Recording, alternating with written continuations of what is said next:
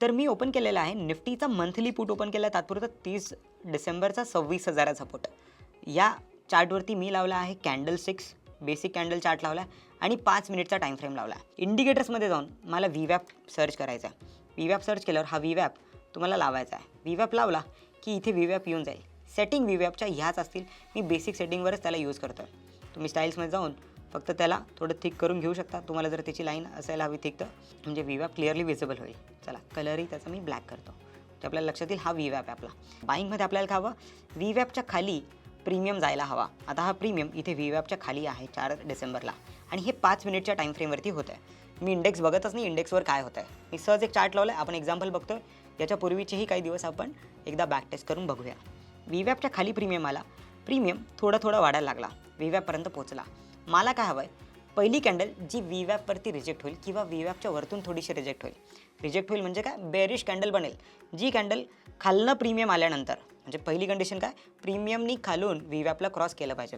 प्रीमियमनी खालनं VWAPला इथे पहिल्यांदा क्रॉस केला. आपली पहिली कंडिशन फुलफिल. त्याच्यावरती जी कॅन्डल पहिली रेड कॅन्डल बनेल ही पहिली रेड कॅन्डल इथे बनली आहे.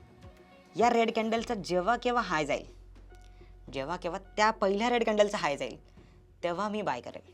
मला काय करायचं रेड कॅन्डल जी बनली म्हणजे रिजेक्शन कॅन्डल जी बनली आहे आपण ज्याला ट्रेडिंगमध्ये म्हणतो तिचा जेव्हा हाय जाईल तेव्हा मी बाईंगमध्ये स्कॅल्पिंगमध्ये बसणार. आता मला ईचं लेवल मिळाली आहे. आता ईचा जर मी हाय चेक करेल या रेड कॅन्डलचा तो आहे 200.45 त्याच्यावरती मला बाय करायचा. त्यानंतर काय झालं थोडं प्राईस साईडला राहिली. VWAPच्या एकदा खाली पण गेली आणि लो लागला 185चा.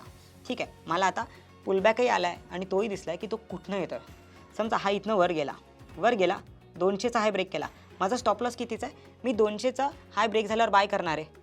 सध्याचा स्विंग लो 185 आहे. 15 रुपयाचा स्टॉप लॉस आपण असं म्हणू एक स्कॅल्परला 15 रुपयाचा स्टॉप लॉस परवडतो. स्कॅल्पर आहोत आपण स्कॅल्पिंग स्ट्रॅटेजी शिकतोय म्हणून आपला पहिला टार्गेट कधी पण रिस्क रिवॉर्ड 1:1 असायला हवा. कारण की आपण अशा स्ट्रॅटेजीजमध्ये काम करतो जिथे आपला ॲक्युरसी चांगली असते बट आपला रिस्क रिवॉर्ड बहुतेक बऱ्याचदा कमीही असू शकतो. तर आपण रिस्क रिवॉर्ड 1:1ला तुमच्याकडे जर मल्टिपल लॉट असतील तर एक लॉट तिथे विकू आणि दुसऱ्या लॉटला थोडंसं राईड करू शकतो.